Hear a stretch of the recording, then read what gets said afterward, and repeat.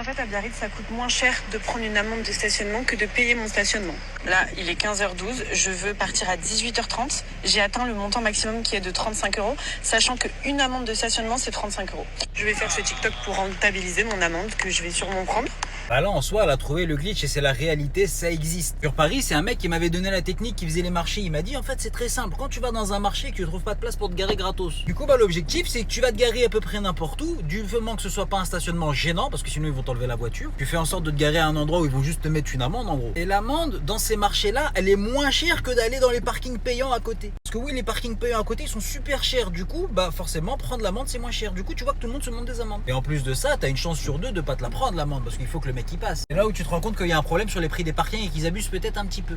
Rassurez-moi quand même, vous êtes au courant du glitch pour avoir le code du premier coup. Attends, je vais vous expliquer tout ça. Première astuce, si tu veux réussir ton code du premier coup, c'est de réviser au bon endroit. Arrête les séries YouTube, les séries cheloues. Ça, c'est nul, oublie. Fais ça plutôt, tu vas pouvoir réviser avec des questions officielles, les mêmes que le jour de l'examen là.